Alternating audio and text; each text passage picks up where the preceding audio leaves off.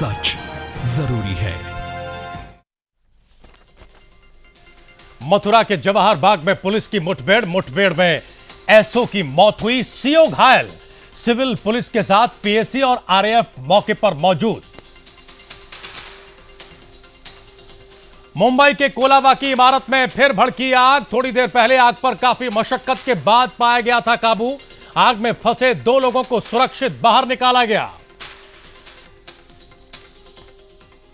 Gulberg society case में special court का फैसला। अदालत ने 24 आरोपियों को दोषी करार दिया। 36 आरोपियों को अदालत ने बरी किया। साल 2002 में गुलबर्गा में कांग्रेस के पूर्व सांसद एहसान जाफरी समेत 69 लोगों की हुई थी हत्या। हाईकोर्ट की सख्ती के बाद लखनऊ में 4 दिन से चल रही जूनियर डॉक्टर्स की हड़ताल खत्म हुई। केजीएमयू के ट्रॉमा सेंटर के जूनियर डॉक्टर की हड़ताल की वजह से अब तक 17 मरीजों की हो चुकी है मौत। आदेश नहीं मानने पर भड़की लेडी सिंघम नाम से मशहूर कानपुर देहात की एसपी पुष्पांजलि माथुर। चेकिंग अभियान में लापरवाही बरतने पर थाना मंगलपुर की संदलपुर की पूरी चौकी को सस्पेंड किया।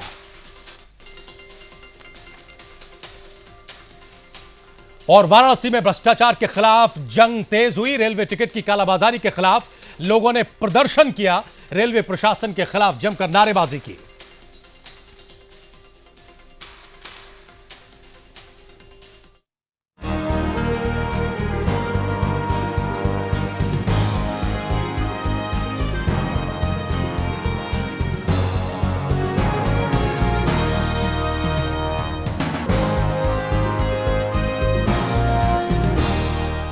नमस्कार, स्वागत है आप सभी का प्राइम न्यूज पर। मैं हूं राजीव रघुनंदन और वक्त प्राइम एजेंडा का है। इंसान मर जाए तो रोना आता है, लेकिन इंसानियत मर जाए तो फिर क्या करें? सवाल है रोएं या हंसें। हालांकि ये सवाल हम रोने या हंसने के लिए नहीं पूछ रहे हैं, बल्कि एक काफी गंभीर मसला है। और यह मसला जुड़ा है धरती के भगवान कहे जाने वाले डॉक्टरों से। समझ में नहीं आता कि दूसरों की निस्वार्थ सेवा करने की शपथ लेने वाले कुछ डॉक्टर अपना हित साधने के लिए मरीजों को किसके भरोसे छोड़ देते हैं। डॉक्टर जानते हैं कि अगर मरीज को वक्त पर इलाज न मिले तो उसकी तबीयत बिगड़ सकती है या बिगड़ जाएगी, या फिर उसकी जान भी जा सकती है। फिर भी कुछ डॉक्टर्स को मरीज की कोई चिंता नहीं होती। यानी कुछ डॉक्टर इंसानियत की बात करके बेईमानी ही करते हैं। दरअसल लखनऊ के केजीएमयू के जूनियर डॉक्टर की 4 दिनों की हड़ताल के दौरान इलाज के अभाव में 17 मरीजों की मौत हो चुकी है, लेकिन उनका कलेजा नहीं पसीजा। क्या किसी की जान की कोई कीमत नहीं हमारे सिस्टम में? आखिर किसी मरीज को मरते कैसे देख सकता है कोई डॉक्टर? लेकिन किंग जॉर्ज मेडिकल यूनिवर्सिटी के जूनियर डॉक्टर हाथ पर हाथ धरे बैठे रहे। आखिर 17 मरीजों की मौत का जिम्मेदार कौन है? प्राइम न्यूज ये सीधा सवाल पूछ रहा है। डॉक्टरों की मांगे चाहे कुछ भी हो, जायज हो या नाजायज हो, लेकिन किसी की जान से बड़ी नहीं हो सकती। सवाल है कि क्या किसी की जान की कीमत पर हड़ताली डॉक्टर की मांगे मान ली जानी चाहिए? हालांकि हाईकोर्ट की सख्ती और चिकित्सा शिक्षा के डीजी से बातचीत के बाद केजीएमयू के जूनियर डॉक्टरों ने हड़ताल खत्म कर दी है। हाईकोर्ट ने इतना तक पूछा कि जिन डॉक्टरों ने मरीजों का इलाज नहीं किया, उनके नामों की लिस्ट उसे राज्य सरकार लाकर दे। साथ ही कोर्ट ने राज्य सरकार से यह पूछा कि 10 साल में मरीजों का जिन डॉक्टरों ने इलाज नहीं किया, उनके खिलाफ क्या सरकार ने कोई कार्रवाई की? हाईकोर्ट ने सरकारी वकील से कहा कि वो उन सभी डॉक्टरों के नामों की लिस्ट लाकर दें जिनके चलते गरीब मरीजों की मौत हुई है या उन्हें मौत के मुंह में धकेला गया है। अदालत ने राज्य सरकार से भी सवाल किया है कि उसने हड़ताली डॉक्टरों के खिलाफ क्या कार्रवाई की। कोर्ट ने साफ कहा है कि अगर हड़ताली डॉक्टरों के चलते मरीजों की मौत हुई है तो उनके खिलाफ हत्या का मुकदमा चलाया जाना चाहिए, दर्ज होना चाहिए। अब सवाल है कि क्या डॉक्टरों की हड़ताल खत्म कराने के लिए हाईकोर्ट के डंडे का इस्तेमाल करना पड़ेगा? जूनियर डॉक्टरों की हड़ताल की वजह से रोज मरीज मरते रहे, लेकिन सवाल यह भी कि सरकार क्या कर रही थी, अपनी जिम्मेदारी से क्यों भाग रही थी? क्या डॉक्टर हड़ताल खत्म करने की जिम्मेदारी प्रदेश सरकार की नहीं थी? आज का प्राइम एजेंडा इसी मुद्दे पर है। लेकिन इससे पहले हम एक बड़ी खबर अपने दर्शकों को बता दें जिसकी तस्वीरें हमें मिल रही हैं। और यह बड़ी खबर आ रही है मथुरा से, जहां जवाहर बाग में एक बड़ी मुठभेड़ हुई है और इस मुठभेड़ में एक एसओ की मौत हो गई है। जी हां, संतोष यादव नाम बताया जा रहा है जिस एसओ की मौत हुई है। एसपी सिटी भी इस मुठभेड़ में घायल हुए हैं। ताजा खबर यह है कि उन्हें आगरा के लिए रेफर किया गया है। सीओ की भी मौत हुई है, यह भी खबर आ रही है। ये तस्वीरें आप देखिए, ये तस्वीरें देखिए।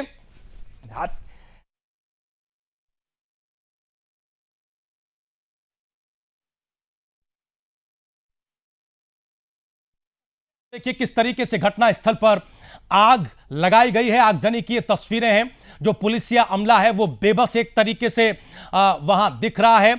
इस वक्त जो सूचना है उसके मुताबिक वहां पीएसी और आरएएफ तैनात की गई है, लेकिन एसपी सिटी को आगरा रेफर किया गया है इलाज के लिए।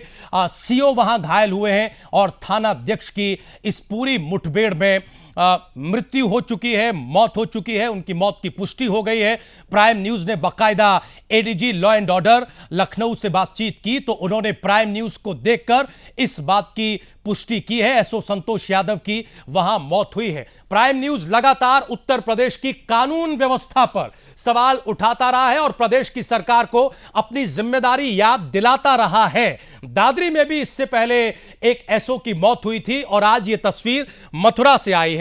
हम आपको याद दिला दें कि 2 साल से एक जगह पर कब्जा था और इस कब्जे को छुड़ाने के लिए पुलिस वहां पर गई हुई थी दल बल के साथ, जहां दोनों तरफ से यह मुठभेड़ हुई। अब आप अंदाजा लगाइए कि अपराधियों के हौसले किस कदर बुलंद हैं कि अभी भी वहां गोलीबारी हो रही है, फायरिंग दोनों तरफ से चल रही है। और जो तस्वीरें हम आपको दिखा रहे हैं उनको देखकर आप अंदाजा लगा सकते हैं कि किस तरीके से वहां आगजनी अभी भी जारी है। यानी जो अपराधी तत्व हैं जिन्होंने कब्जा किया जमीन पर, उन्होंने आसपास के इलाके को आग के हवाले कर दिया है। यह स्थिति इस वक्त मथुरा के इस इलाके में बनी हुई है। जवाहर बाग में यह पुलिस की मुठभेड़ चल रही है।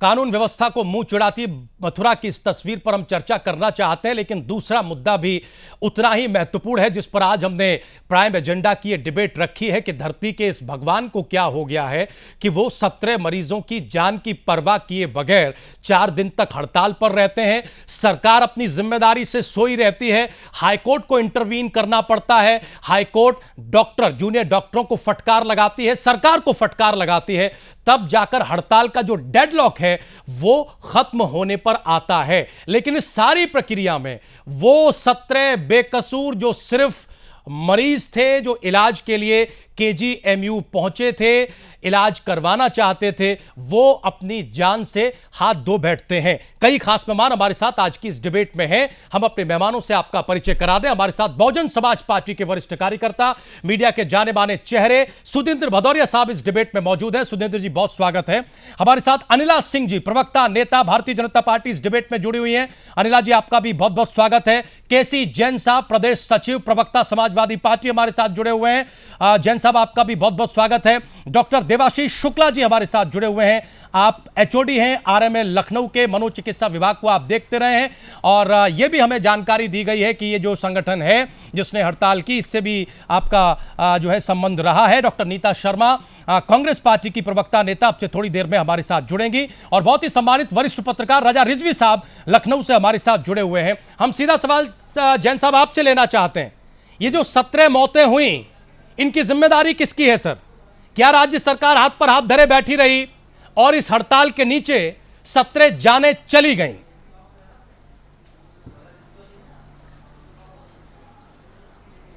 देखिए राजीव जी, पहली बात तो ये बहुत अफसोसजनक है जिस तरीके से जूनियर डॉक्टरों ने हड़ताल की और उसका खामियाजा मरीजों को। आपका सिस्टम क्या कर रहा था सर? केवल मौत तक ही नहीं है, तमाम सारे मरीज ऐसे हैं जिनकी हालत बहुत खराब हुई और उनको इधर उधर भटकना पड़ा। वो प्राइवेट हॉस्पिटलों में, अन्य हॉस्पिटलों में, वो सिविल में गए, लोहिया में गए और अन्य हॉस्पिटलों में जाकर के वो भर्ती हुए। तो ये बहुत दर्दनाक स्थिति रही और ऐसा डॉक्टरों को नहीं करना चाहिए। भगवान के बाद में सेकंड गॉड है डॉक्टर, और वो चिकित्सा के क्षेत्र में आते हैं, शपथ जैन लेते हैं साहब, आप सत्ता में है या विपक्ष में? भाव के वो चिकित्सा करेंगे। जैन साहब, आप सत्ता में है या विपक्ष में? ये बातें जो डिबेट पे बता रहे हैं, आपने अपने प्रदेश के मुखिया को बताई या नहीं बताई? सरकार क्या कर रही थी, हम ये सवाल पूछ रहे हैं। जैन साहब, ये सारी जानकारी आप जो इस डिबेट पे दे रहे हैं, नहीं बिल्कुल, क्या आपने सरकार के नुमाइंदों को, मुख्यमंत्री को ये बात बताई? राजीव जी, क्या मुख्यमंत्री को ये जिम्मेदारी याद दिलाई? हमारा सवाल ये है, क्या आपने मुख्यमंत्री को ये बताया कि मरीजों को कहां भटकना पड़ रहा है?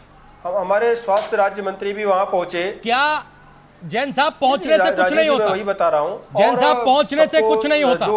क्या आपकी सरकार इन मरीजों की मौत के लिए माफी मांगेगी, अफसोस जाहिर करने के अलावा? हाई कोर्ट का हवाला भी उनको दिया गया कि जिस चीज के लिए आप हड़ताल कर रहे हैं, जिन मांगों के लिए आप हड़ताल कर रहे हैं, वो वास्तव में क्या जायज है? तो फिर आपने एक्शन क्या लिया? हुई, हाईकोर्ट ने आपसे भी पूछा, अपनी मांगे रख रहे हैं। अरे जैन साहब, दाएं बाएं की बातें मत करिए। देखिए, 17 मौतें हुई हैं। राज्य सरकार की जिम्मेदारी है कि हाई कोर्ट के निर्णय को फॉलो कराए, और उसको फॉलो कराया जा रहा है। और अब हड़ताल वहां पे खत्म हो चुकी है। हड़ताल के दौरान भी जो हड़ताल हुई वो KGMC में थी, बाकी सब जगह पे हड़ताल कोई ऐसा नहीं था कि पूरे लखनऊ के जितने हॉस्पिटल सब में हड़ताल थी। जूनियर डॉक्टरों ने वहां पे हड़ताल की। सिविल की पूर्ण रूप से चिकित्सा आवाज आपको मिल रही चालू थी। लोहिया अस्पताल यहाँ पे जैन साहब, आप हमारी आवाज सुन पा रहे हैं? चालू था। मैं सुन रहा हूँ आपको राजीव जी। हमारा सवाल यह है कि आपकी सरकार क्या कर रही थी? सवाल लीजिए। इन जगहों पे शिफ्ट किया गया। दुख तो आपने जाहिर किया। सुविधा नहीं, सत्ता में बैठ के विपक्ष की भाषा बोल रहे हैं आप। कोई दिक्कत, दुख तो आपने जाहिर किया। आपके स्वास्थ्य राज्य मंत्री ने दौरा भी वहां कर लिया, लेकिन क्या वो 17 जानें बच गई? सवाल ये है, ये 17 जानें चली गई और सरकार की लापरवाही से चली गई। क्या सरकार इसके लिए माफी मांगेगी? बिल्कुल, कि हम इसका इंतजाम नहीं कर पाए, हमारा नाकारापन है? नहीं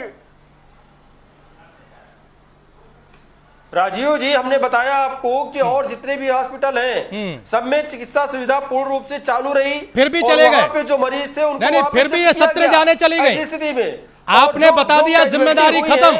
वो वहां पर बहुत जैन साहब, आपने बता दिया डिबेट में जिम्मेदारी खत्म। जी, जो लोग वहां पहुंचे नहीं, जिम्मेदारी खत्म।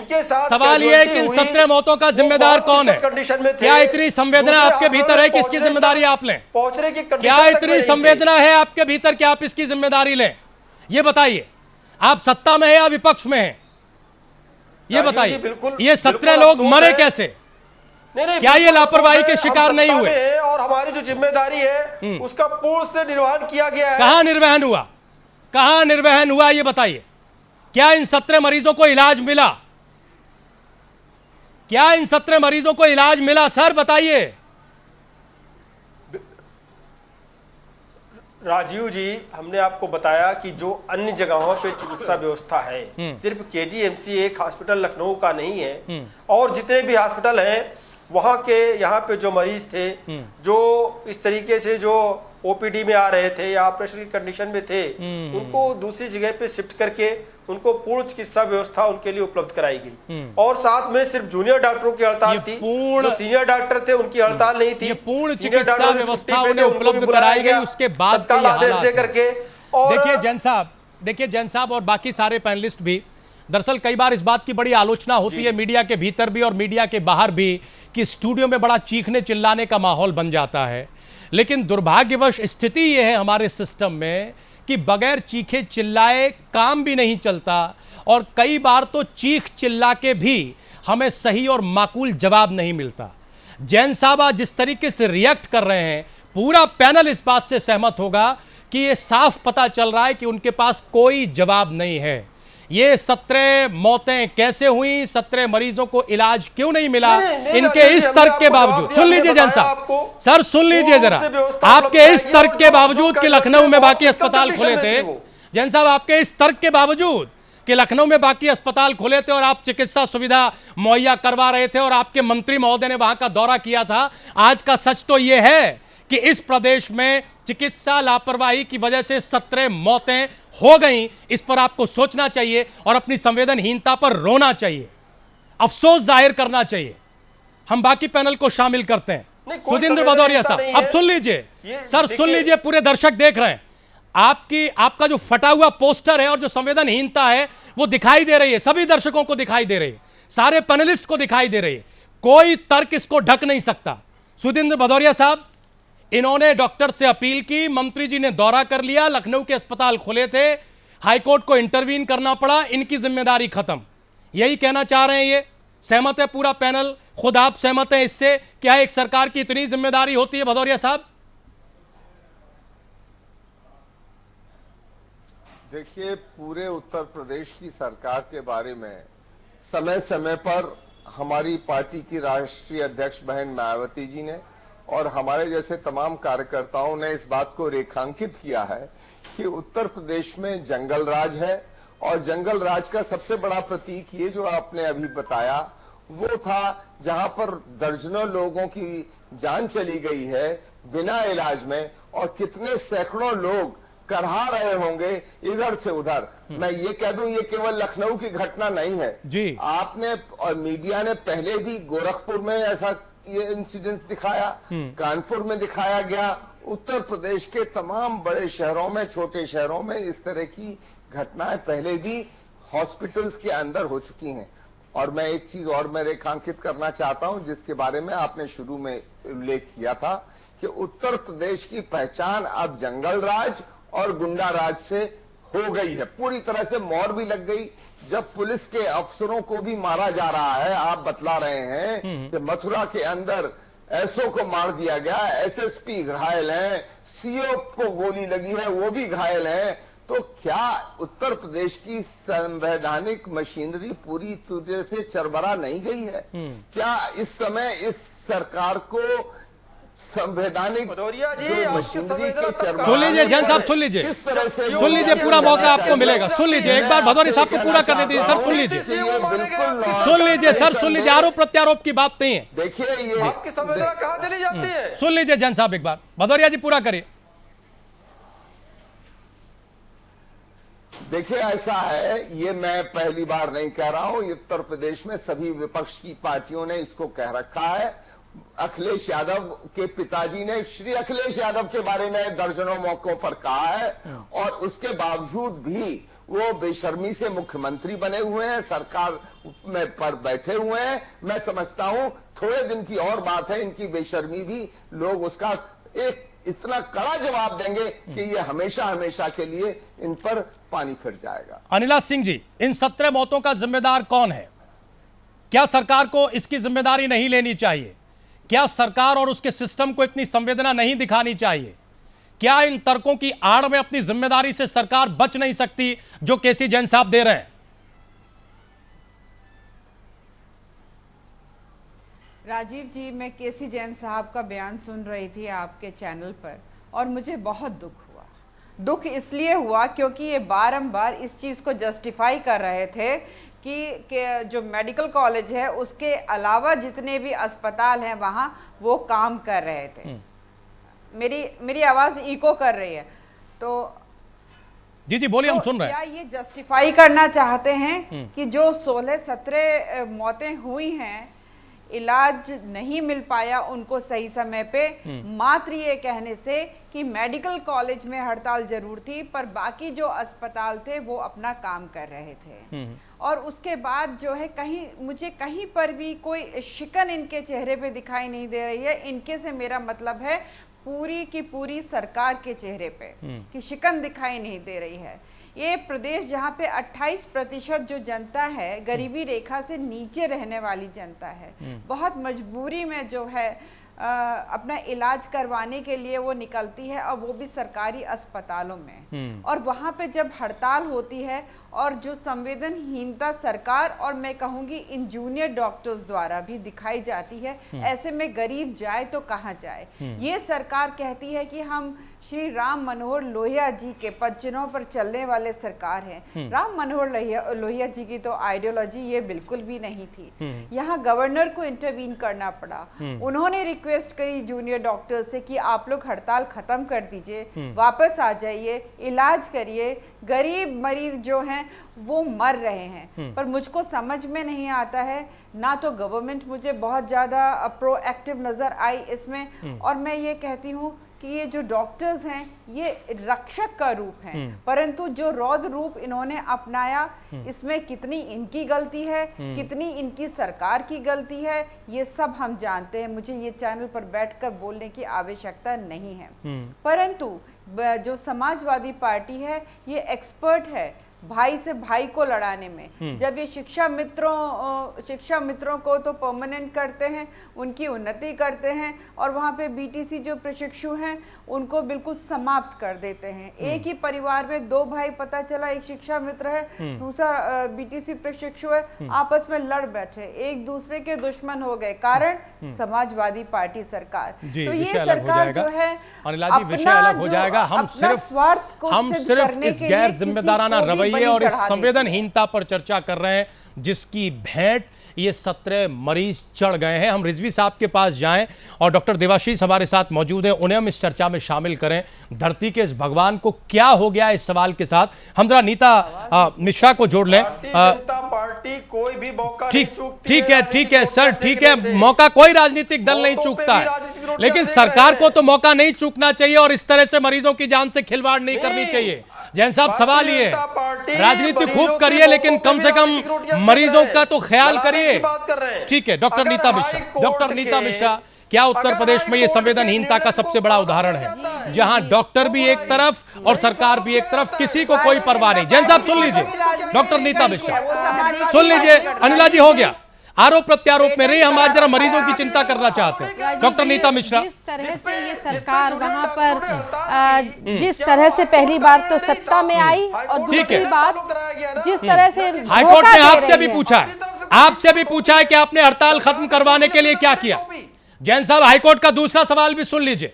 आपसे ये पूछा है, लिस्ट मांगी है कि डॉक्टरों की हड़ताल खत्म करवाने के लिए सरकार ने क्या किया।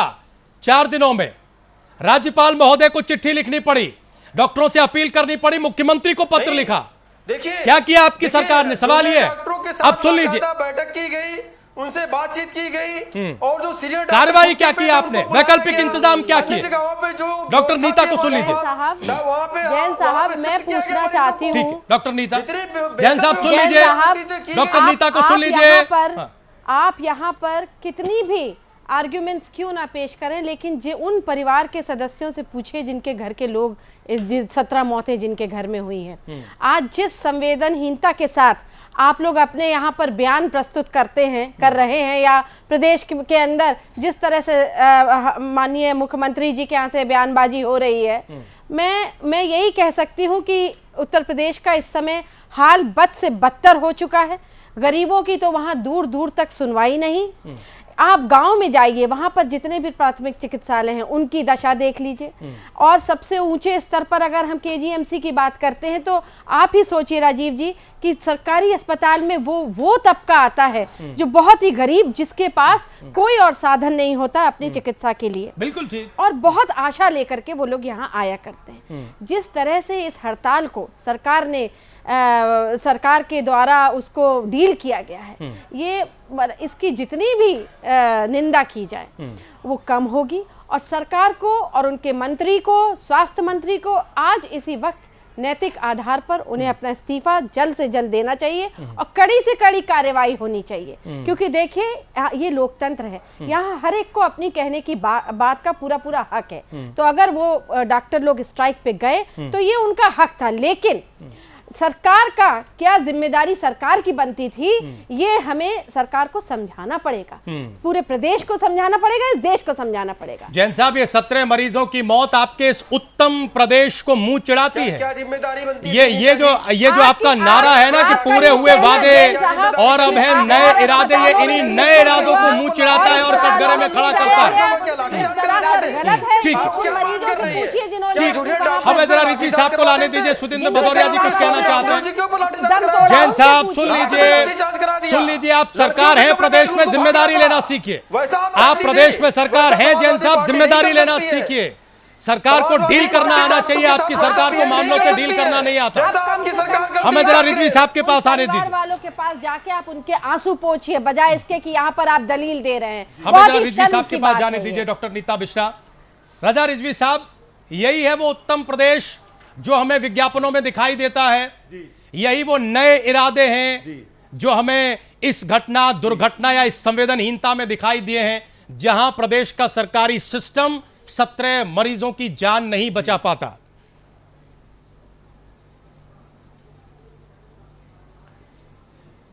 देखिए राजू रघुनंदन जी, आप तो बहुत ही वरिष्ठ हैं और आप जानते हैं कि ये जो 4 दिन की हड़ताल हुई है और इस हड़ताल में जो 17 मरीज मरे हैं, वो मरीज तो अब नहीं आ सकते हैं और ये बहुत बड़ी क्षति हुई है जो मरीज मरे हैं। देखिए ऐसा है कि खुदा के बाद इंसान डॉक्टर को खुदा मानता है कि ये अल्लाह है, ये मेरे सामने जो डॉक्टर खड़ा हुआ है ये हमारे मरीज का इलाज करेगा और हमारा मरीज अगर जिंदा हो जाएगा तो अल्लाह को तो हमने देखा नहीं है, खुदा को हमने देखा नहीं है, लेकिन अगर हमारे इंसान की, हमारे घर के परिवार की जो है वो जिंदगी बच जाती है तो इससे बड़ा हमें लगता है कि ये वक्ती और सामने जो दिखने वाला आदमी खुदा है।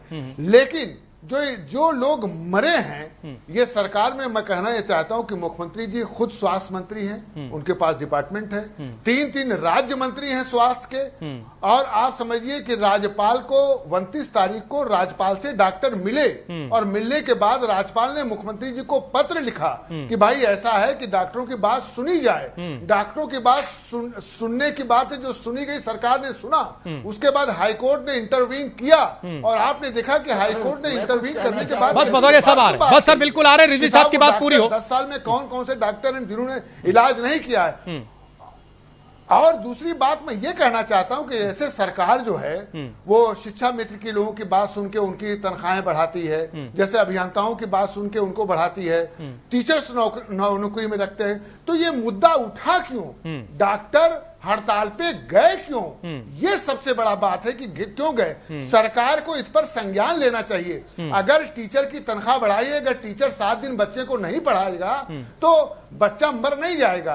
अगर इंजीनियर सड़क नहीं बनाएगा 7 दिन तो कोई सड़क पे चलने के लिए कोई इंसान मरेगा नहीं। जैन साहब सुन रहे हैं कि नहीं सुन रहे हैं? जवाब आपको देना पड़ेगा। एक दिन भी अटेंड नहीं करेगा तो मरीज मर सकता है, क्षति हो सकती है। तो इसलिए सरकार को इस पर संज्ञान लेना चाहिए था कि वो जूनियर डॉक्टर हड़ताल पे क्यों गए, उनकी क्या परेशानी है, उनकी क्या चिंताएं हैं, वो क्यों गए। हड़ताल पे जाने का मकसद ही यही होता है कि आदमी को कोई परेशानी है, कोई दुख है, कोई दर्द है, इसलिए इंसान जो है हड़ताल पे गया है। और हड़ताल पे जाने के बाद जिम्मेदारी सरकार की बनती है कि सरकार चुन के इसीलिए जिम्मेदारी है रिजवी साहब, सरकार की है, बता तो रहे हैं आम जनता हो। रिजवी साहब बता तो रहे हैं, जैन साहब जिम्मेदारी उन्होंने बखूबी निभाई, राज्य मंत्री ने दौरा कर लिया, अगर उनकी समस्या को सुन लो, दौरा कर लिया और समस्या खत्म, जिम्मेदारी निभा तो रहे हैं। इसका उदाहरण हमने देखा तो, और इतनी बखूबी जिम्मेदारी निभाई कि 17 मरीज मौत के मुंह में चले गए और एक लाइन में अफसोस जाहिर कर दिया गया, बाकी सब ठीक।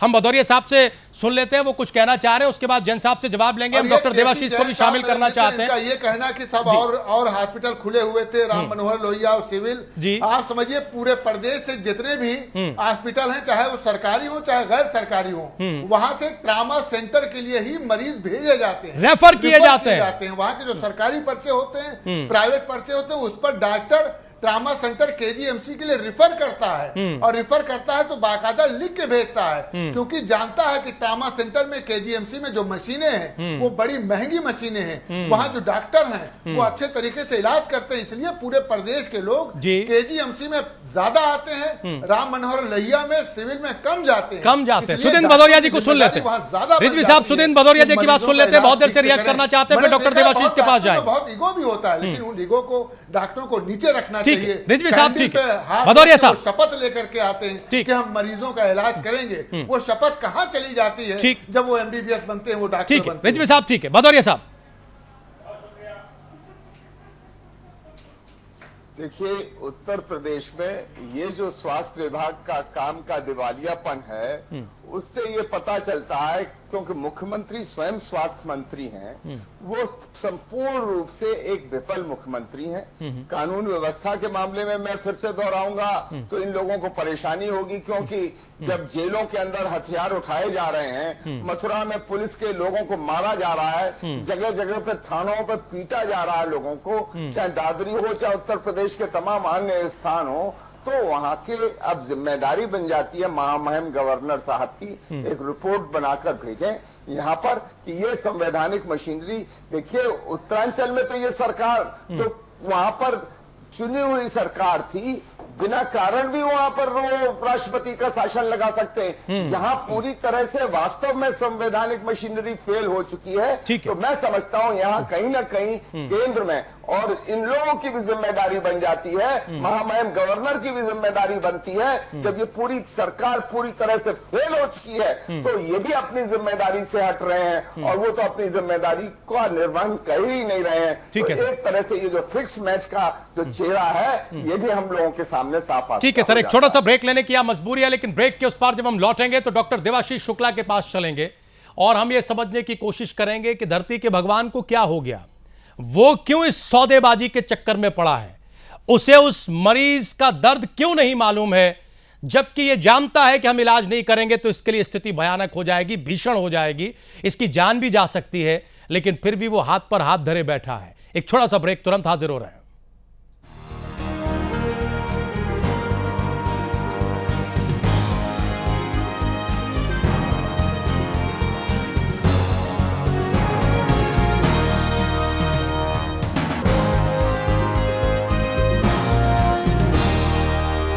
क्या आपको मालूम है, शादी के बाद कई बार कुछ सेक्स समस्याएं आ जाती हैं जो लाइलाज नहीं होती, और ना सहे हमसे कहें। अशोक क्लिनिक, चांदनी चौक, दिल्ली। जब है समाधान फिर क्यों है परेशान, आओ क्लिनिक होके विवाहित जीवनों के।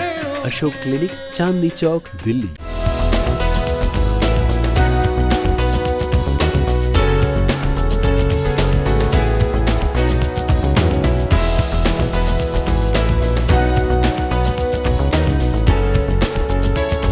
रूप Mantra ayurvedic face cream and face wash. इसमें है 12 खास आयुर्वेदिक जड़ी बूटियों का संतुलित मिश्रण। ये चेहरे की त्वचा में समाकर उसे अंदर से निखारे और अंदर से स्ट्रॉन्ग बनाए। ये कोई कॉस्मेटिक नहीं, औषधि।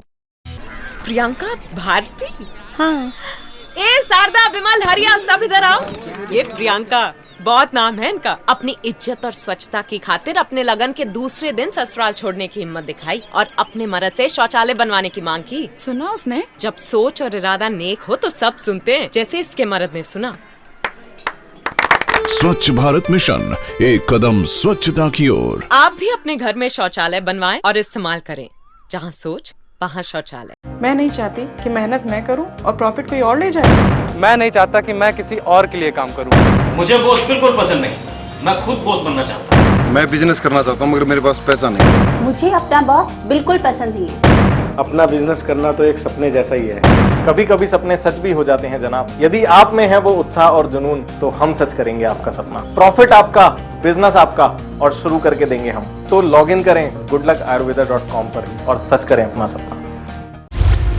अब आपका पसंदीदा न्यूज चैनल प्राइम न्यूज आ गया है आपके स्मार्टफोन पर भी। साधना प्राइम न्यूज देख रहे हैं आप। Android user Google play store में जाकर साधना प्राइम न्यूज लाइव टाइप करें, साधना प्राइम न्यूज के आइकॉन को सेलेक्ट करें और इंस्टॉल करें। ऐसा करने के बाद आप सभी खबर लाइव देख सकेंगे। तो साधना प्राइम न्यूज कभी भी कहीं भी देखना है तो आप साधना प्राइम न्यूज का ऐप डाउनलोड कर सकते हैं। फिर देर किस बात की, फौरन अपना स्मार्टफोन उठाइए और न्यूज, स्पोर्ट्स, एंटरटेनमेंट से जुड़ी ताजा तरीन खबरों के लिए लाइव जुड़िए।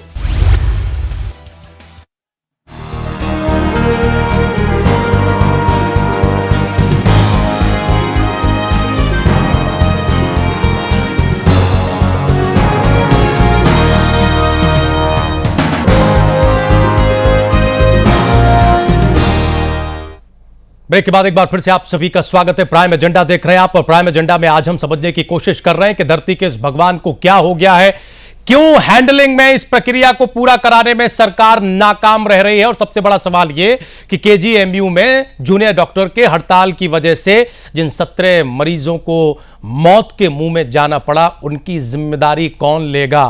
क्या यह घटना बहुत दुखद है, यह कहकर कोई भी संवेदनशील सरकार, कोई भी जनहितकारी सरकार अपनी जिम्मेदारी से बच सकती है। कई खास मेहमान हमारे साथ मौजूद हैं। हमारे साथ डॉक्टर देवाशीष शुक्ला जुड़े हुए हैं। हम उनके पास जाना चाहते हैं यह समझने के लिए कि डॉक्टर अपनी जिम्मेदारी क्यों भूल गए हैं उन्हें मरीज का दर्द दिखाई क्यों नहीं देता? इससे पहले बड़ी खबर अब अपने दर्शकों को बता दें, जो मथुरा के जवाहर बाग से आ रही है। वहां जो मुठभेड़ चल रही थी, जो अभी भी चल रही है, इस मुठभेड़ में एसएसपी और डीएम को गोली लगी है। बड़ी खबर आ रही है, एसएसपी और डीएम को गोली लगी है और उनकी हालत भी नाजुक और गंभीर बताई जा रही है।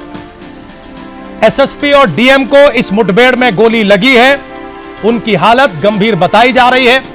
अंदाजा हम नहीं लगा सकते कि उत्तर प्रदेश में अपराधियों के हौसले इस कदर और इतने बुलंद हो जाएंगे, जहां वो इस तरीके से वारदातों और घटनाओं को अंजाम देंगे।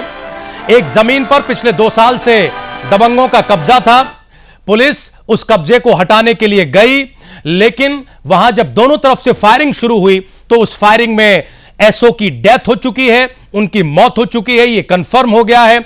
सीओ घायल हुए हैं, एसपी सिटी घायल हैं, जिन्हें आगरा के लिए रेफर किया गया है। और इसके साथ ही साथ डीएम और एसएसपी को गोली लगने और उनकी स्थिति भी नाजुक होने की खबरें आ रही हैं। हम अपने दर्शकों को यह अपडेट कर देना चाहते हैं। ये तस्वीरें हम पहले दिखा चुके हैं, फिर ये तस्वीरें देखिए वहां क्या स्थिति है, ये हम अपने दर्शकों को बता रहे हैं। अपनी डिबेट पर हम दोबारा लौटते हैं और हम सीधे डॉक्टर देवाशीष शुक्ला के पास चलेंगे। डॉक्टर देवाशीष, डॉक्टर्स को यह क्या हो गया है? वो अपनी जिम्मेदारी क्यों नहीं निभा रहे हैं? क्यों वो मरीजों का दर्द नहीं समझ रहे हैं? और क्या इन 17 मौतों के लिए डॉक्टर्स की तरफ से कोई माफी मांगी जाएगी?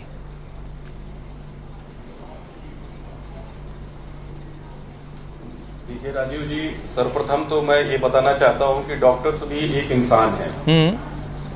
कोई भी डॉक्टर अपने जीवन में कभी ये नहीं चाहता कि उससे संबंधित या मरीजों के इलाज से संबंधित या कोई भी मरीज किसी की मौत होने पे जितना दुख उसके रिश्तेदार को होता है, उससे ज्यादा दुख डॉक्टर को भी होता है। इसके बावजूद आप लोग हड़ताल कर देते हैं। संवेदनाएं जुड़ी रहती हैं। सबसे इम्पोर्टेंट पहलू आज जी वही तो कहने की बात है, आज जब हड़ताल हुई, इतने लोग वहां, ये बहुत दुखद घटना रही कि 17 लोग एक्सपायर कर गए। आज इस पे चर्चा हो रही है, लेकिन कभी डॉक्टर्स की परेशानी को भी समझने की कोशिश की गई नहीं। हड़ताल के सिवा कोई और जरिया नहीं हो सकता आपकी परेशानी को समझने और समझाने का? सदस्य था डॉक्टर देवाशीष, हड़ताल के अलावा कोई और जरिया नहीं हो सकता कि आप सरकार पर दबाव बनाएं?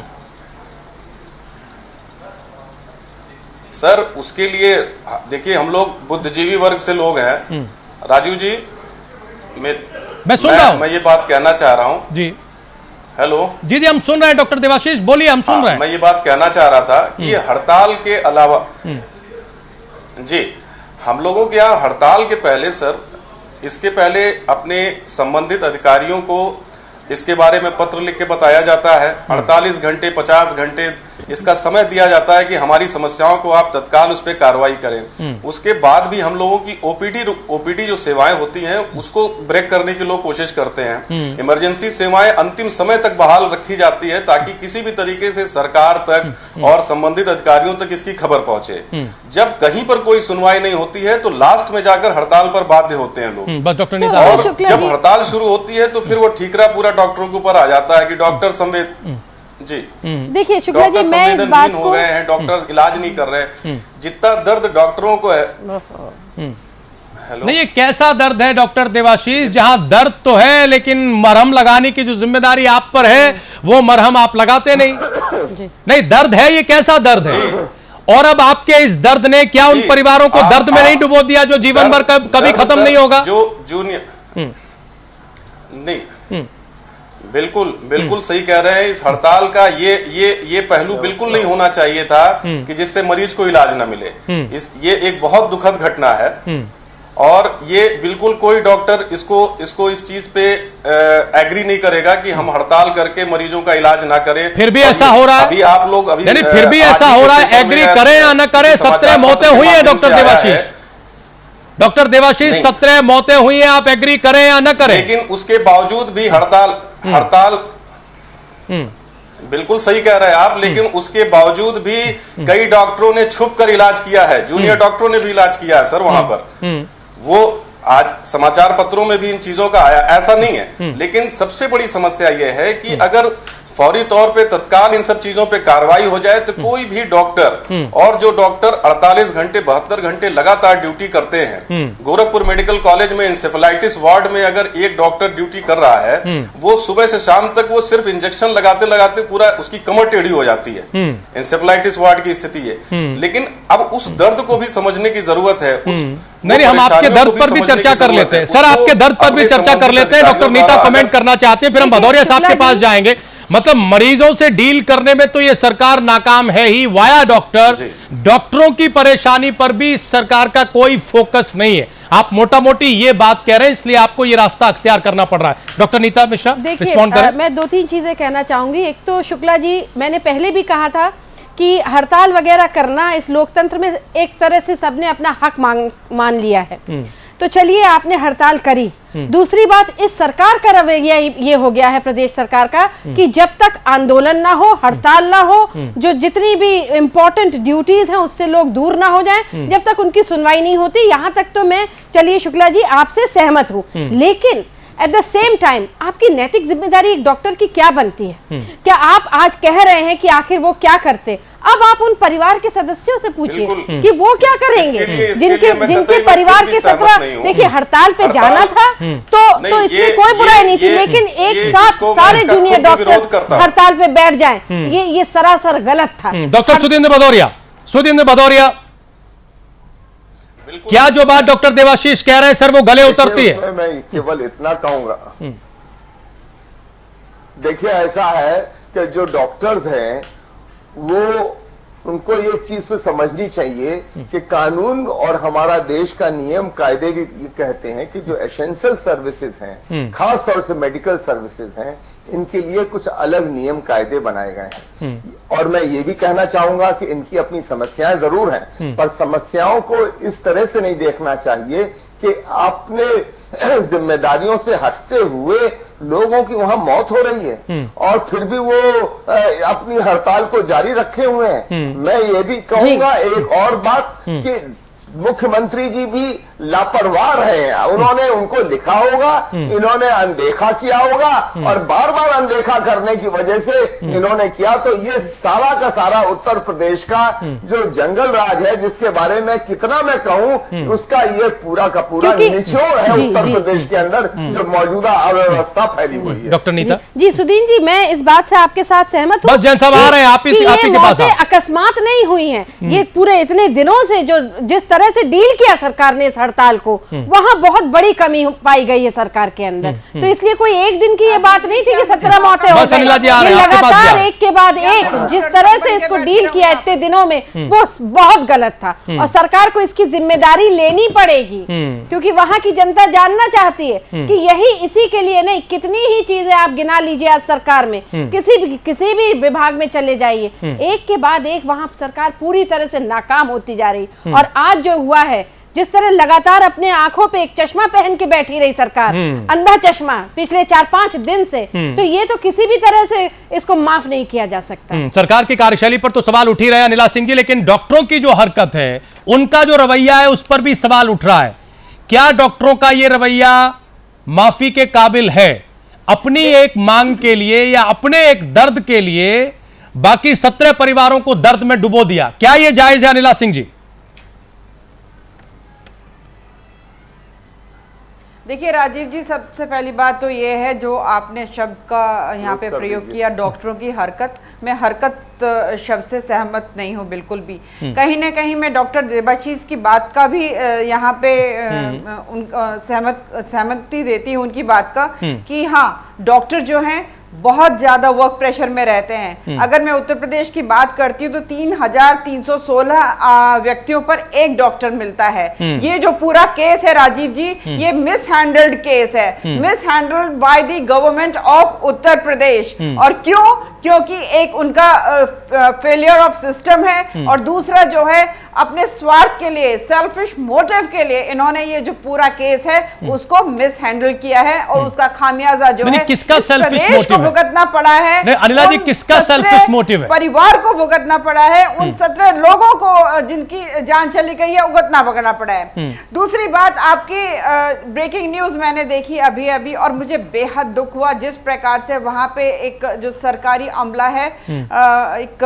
एसओ साहब जो हैं उनकी मृत्यु भी हो गई, डीएम, एसपी और डीवाईएसपी, सीओ साहब जो हैं सब घायल हो चुके हैं, गंभीर हालत में हैं और भी जरूर मौतें हुई होंगी।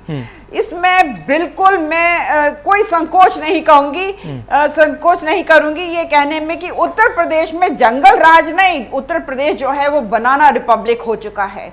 यहाँ जो सरकार है मौलिक रूप से पूरा जो भी यहाँ पे केओस क्रिएट हो रहा है उसका इनको मानना चाहिए और तुरंत का तुरंत इनको अपनी जो सरकार है यहाँ पे गिरा देनी चाहिए, जिससे कि ऐसी सरकार आ सके जो जान माल की रक्षा तो कर सके उत्तर प्रदेश के। केसी जैन साहब जवाब दीजिए। मेरी आवाज बेहद इको हो रही है तो मुझे बहुत ज्यादा समझ में भी नहीं आ रहा है जी। केसी जैन साहब जवाब दीजिए। राजीव जी, भारतीय जनता तो पार्टी मैं केवल ये कहना चाह रही हूँ राजीव जी, यहाँ पर जिस तरीके से ये सेक देखना रही चाहिए, ये सिर्फ और सिर्फ सत्ता डॉक्टर्स का पक्ष भी देखना चाहिए कि किस प्रकार। लेकिन जैन साहब मौका तो आप ही दे रहे हैं रोटियां सेकने का, और उसका आप चीजों को डील नहीं कर पाते, मिसहैंडल होती है और उसके बाद आप कहते हैं कि राजनीतिक दल रोटियां सेक रहे हैं। आप मौका मत दीजिए, काम इतना अच्छा करिए। क्षति कभी भी किसी आतंकवादी हमले से नहीं हुई, किसी आतंकवादी हमले से इतनी क्षति नहीं हुई जितनी पटेल आंदोलन से क्षति हुई। ये लोग कहाँ थे, कहाँ था इनका एलआईयू, लोकल इंटेलिजेंस इनकी क्या कर रही थी? उसके वो फेलुअर नहीं है, वहां पे सत्ता नहीं हटानी चाहिए जो गुजरात से। वहां पे कितने लोग मारे गए पटेल आंदोलन से, कितनी धन संपत्ति की नुकसान हुआ, अब उससे कोई मतलब नहीं है। ये सत्ता संभालना नहीं जानते, इनका उद्देश्य सिर्फ इतना है हम सत्ता में आ जाए। वो सत्ता में आने का तरीका कांग्रेस को बेदखल कर देंगे, बाहर कर देंगे उत्तराखंड से, कहीं से उदाहरण लेकर के चले हैं। इसका ये मतलब नहीं कि सिर्फ सत्ता में आना चाहते हैं, वापस आ जाएंगे उनके परिवार को। इस तरह की बात करना बहुत ही शर्मनाक है। सरकार बनाने का काम किया। अच्छा जैन साहब एक सवाल लेंगे। नैतिकता के आधार पर तो आपको सही शब्दों का चयन करना चाहिए इस समय। और सिर्फ सरकारों को उठाना, वो भी निराधार बात को। जैन साहब इनको ये नहीं पता है जैन साहब कि सवाल तो आंदोलन क्यों हुआ, हड़ताल क्यों हुई, अभी इनको यही नहीं पता है। अरे जो हाई कोर्ट का निर्णय है हम उसको फॉलो करा रहे हैं। तो ये जो डॉक्टर हड़ताल पे है, ये जो है इनके ऊपर सीधे सीधे कोर्ट की अवहेलना का मुकदमा बनता है इनके ऊपर, ये न्यायालय की अवहेलना कर। अच्छा जैन साहब एक सवाल तो लीजिए। प्रक्रिया होती है वो तो अपनी जगह पूरी तरह से सही है, न्याय के ऊपर ना आप हैं ना हम हैं। लेकिन इसका ये मतलब नहीं कि जिस तरह से हमारी प्रदेश की सरकार ने इस पूरे एपिसोड को डील किया, हैंडल किया है, इसको आप जस्टिफाई कर सकें। वर्डिक्ट आ गया था सरकार कोर्ट की तरफ से नहीं, और वर्डिक्ट में व्यवस्था थी, वो रिव्यू पिटीशन में गए थे, तब तक सरकार को वेट करना चाहिए था। की भर्ती हो रही है और मशीनें दे रहे हैं, बजट बढ़ाया गया है, स्वास्थ्य का बजट बढ़ाया गया है। तो सारी जितनी भी समस्या है उसके निराकरण के लिए लगातार माननीय मुख्यमंत्री जी काम कर रहे हैं। और अच्छा जैन साहब पैदा हुई है शांति से पहले ही बहुत चीखा चिल्ली हो चुकी है। पीजी में भर्ती है, पीजी में जो एडमिशन है उसके लिए डॉक्टरों ने आंदोलन किया है और वो सुप्रीम कोर्ट का निर्णय है। अनिला जी जान लीजिए, सुप्रीम कोर्ट ने कहा है जो ग्रामीण क्षेत्रों में काम करने वाले डॉक्टर हैं इनको 30 नंबर। लेकिन फिर डॉक्टर रिव्यू पिटीशन में गए, ये भी आपको पता होना चाहिए। डॉक्टर रिव्यू पिटीशन में गए और उन्होंने मुख्यमंत्री से मिलकर यह मांग की कि जब तक रिव्यू पिटीशन पर 1 जुलाई तक फैसला नहीं आ जाता आप सिचुएशन को होल्ड कर लीजिए। जैन साहब ये भी आपको पता होना चाहिए, ये तो आपको सरकार को कम से कम करना चाहिए था जब आपको पता है कि एसेंशियल सर्विसेज है। आपको पता है कि अगर डॉक्टर हड़ताल पर जाएंगे तो मरीजों का हाल खराब होगा। आपको पता है कि केजीएमयू इतना महत्वपूर्ण अस्पताल है, इतना महत्वपूर्ण मेडिकल कॉलेज है। कराया जा रहा है, इसमें क्या आपत्ति है? इसमें क्या आपत्ति है? राजीव जी जो जैन साहब लग रहा है जो भी कह रहे हैं मैं ये मानती हूँ उत्तर प्रदेश में ना तो स्वास्थ्य, ना शिक्षा, न महिला सुरक्षा, न सड़कें, न पर्यावरण, कोई भी विभाग को आप देख लीजिए आज वहाँ की सरकारी व्यवस्था पूरी तरह से चरमरा गई है। वहाँ का उद्देश्य जो है सरकार का विकास का बिल्कुल नहीं। जैन साहब इतने चाहिए आपने गिना दिए, सरकार को क्या करना चाहिए ये बताइए। आप सरकार का पक्ष रख रहे हैं, पार्टी का पक्ष रख रहे हैं। सरकार को क्या करना चाहिए? सरकार को क्या इन 17 मरीजों की मौत के लिए माफी मांगनी चाहिए? इसकी जिम्मेदारी आप लेंगे? सुप्रीम कोर्ट और हाई कोर्ट के ऑर्डर को तो आप फॉलो करा रहे हैं, अच्छी बात है, कराना चाहिए, लेकिन क्या माफी मांगेगी आपकी सरकार? बोलिए जैन साहब। राजीव जी, इसके लिए मैं माफी मांगता हूँ। अगर इन लोगों की, और दूसरी बात बता दूं, ये जो कैजुअलिटी हुई है, ये कैजुअलिटी साधारण कैजुअलिटी नहीं है, ये बहुत ही क्रिटिकल केस वहां पहुंचे थे। अगर क्रिटिकल केस नहीं होते, दूसरी जगह में शिफ्ट करके इनकी जान बचाई जा सकती थी, लेकिन ये इस स्थिति में नहीं थे। साधारण या असाधारण, फिर भी आपको वहाँ के जो भी मरीज जाते हैं ठीक है, हम जरा रिजवी साहब, हम जरा एक बार रिजवी साहब के पास चले। ठीक, उच्च शिक्षा में एडमिशन के लिए डॉक्टर्स, ठीक है जैन साहब, ठीक है, सारे लोगों ने आपके तर्क सुन लिए, सिर्फ एडमिशन के लिए। ठीक है जैन साहब, ठीक है, सेटिस्फाइड कोई नहीं है, आपके तर्क सुन लिए, जनता भी सुन रही होगी। रिजवी साहब, ये दोनों तरह के जो तर्क हैं, एक जो जैन साहब दे रहे हैं और डॉक्टर देवाशीष ने भी रखे, क्या ये समझ में आते हैं सर? जी। क्या ये लॉजिक हो सकते हैं? जी। क्या दोनों ही पक्ष, सरकार और डॉक्टर, इस तरह के तर्क देकर अपनी जिम्मेदारी से भाग सकते हैं? इस जिम्मेदारी से ये भाग नहीं सकते। देखिए, ये तो सपा के प्रवक्ता है, ये अपनी सरकार की बात करेंगे। बीजेपी वाले चाहते हैं कि उत्तर प्रदेश में सरकार आ जाए, वो बात करेंगे। कांग्रेस वाले चाहेंगे कि हमारी सीटें बढ़ जाए, इससे बात कर रहे हैं। लेकिन बात अभी देखिए, जो डॉक्टर देवाशीष शुक्ला ने कहा है कि डॉक्टरों ने जो हड़ताल की है और ये नहीं करना चाहिए, ये बहुत ही बड़े मन से इन्होंने कहा है। कोई डॉक्टर इस मन से यहाँ बैठ के लाइव पे नहीं कह सकता कि साहब डॉक्टरों ने जो हड़ताल की है वो गलत की है। मैं इनको बधाई देता हूँ कि इन्होंने बहुत खुले दिल से इस बात को कहा आपके चैनल पे, और बात को रखा है इन्होंने। तो ये देखिए, डॉक्टर को अगर हड़ताल करना था तो तरीका हो सकता था, दो तरीके हो सकते थे डॉक्टर को अपनी बात रखने के लिए, कि उनकी बात भी रख दी जाए और काम भी हो जाए। पहले तो ये था कि भाई 4 डॉक्टर अपना टेंट लगा करके ट्रामा सेंटर के सामने बैठ जाते और हड़ताल करते रहते और लोगों को बताते रहते कि साहब मेरी ये समस्या है, और डॉक्टर इलाज करते रहते। पहली तो ये बात हो सकती थी। दूसरी, डॉक्टर एक नमूना और अच्छा पेश कर सकते थे पूरे देश में, पूरे समाज में, पूरे प्रदेश में, कि अगर वो 8 घंटे की ड्यूटी करते हैं तो 8 घंटे की ड्यूटी ना करके वो कहते मैं 14 घंटे की ड्यूटी करूंगा, और इसलिए मैं 14 घंटे की ड्यूटी कर रहा हूं कि मेरी ये मांगे हैं। तो ये अगर नमूना ये पेश करते तो उससे ना 17 मरीज मरते, ना उत्तर प्रदेश में हाहाकार मचता, और डॉक्टरों को मांग तो मानी नहीं गई। हाईकोर्ट ने उसमें इंटरव्यू किया, हाईकोर्ट ने उसमें झंडा चलाया। तो ये भी एक तरीका था। और डॉक्टर पढ़े लिखे हैं, शुक्ला जी ने कहा बुद्धिजीवी हैं, तो बुद्धिजीवी को सोचना चाहिए कि साहब हम अगर मरीज को नहीं देखेंगे तो हमारा मरीज मर जाएगा।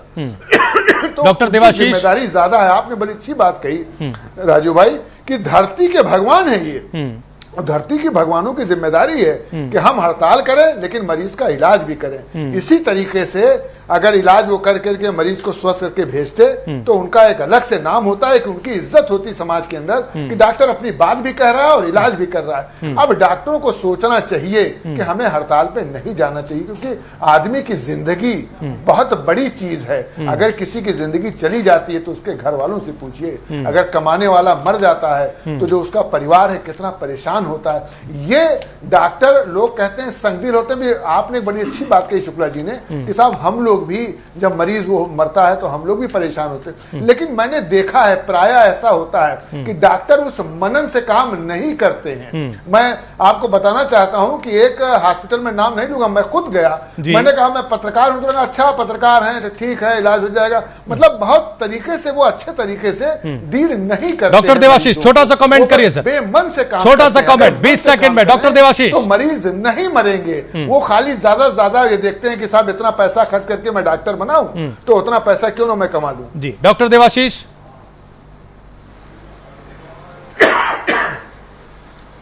जी 20 सेकंड में अपनी बात पूरी करें। क्या वाकई कोई दूसरा रास्ता अख्तियार किया जा सकता था? क्या वाकई अपनी जिम्मेदारी को और बेहतर तरीके से रखा जा सकता था अपनी मांग के साथ? नहीं बिल्कुल, देखिए बिल्कुल जैसे कि एक ज़रूरी चीज़ ये है कि अपनी पर्सनालिटी इम्प्रूव करना बहुत इम्पॉर्टेंट है। ये डॉक्टरी प्रोफेशन में, पुलिस प्रोफेशन में इसमें बहुत ही आवश्यक हो गया है कि जब तक हम लोग 100 में नहीं रहेंगे, मरीजों के दर्द को नहीं समझेंगे, तब तक चीज़ें बहुत खराब होती जाएंगी। लेकिन जहां तक रही बात जूनियर डॉक्टर्स की, जैसा हम लोगों ने देखा है, जो जूनियर्स हैं इसमें कोई 8 घंटे 10 घंटे का मामला नहीं है। यहाँ सीधे सीधे 48 घंटे 72 घंटे का वर्क है। और उस 72 घंटे में कभी कभी ऐसी स्थिति हुई है कि लड़का ऑपरेशन थिएटर के बाहर तक नहीं निकल पाया है, उसको अपने हॉस्टल जाके नहाने की फुर्सत नहीं है। मतलब इस तरीके की परिस्थितियों का सामना करना पड़ता है कि फिर उसका एजिटेशन, गुस्सा, ये सब चीजें कहीं ना कहीं हम लोगों को लगता है कि ये भी एक बहुत बड़ा कारण है।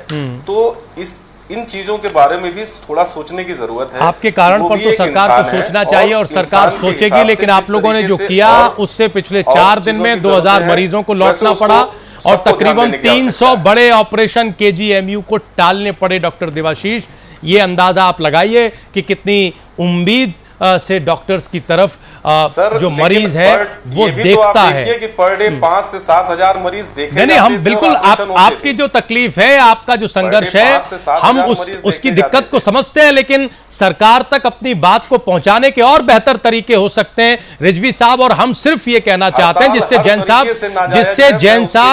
जैन साहब भी सहमत हैं। बहुत शुक्रिया सभी मेहमानों का आज की इस डिबेट पे आने के लिए।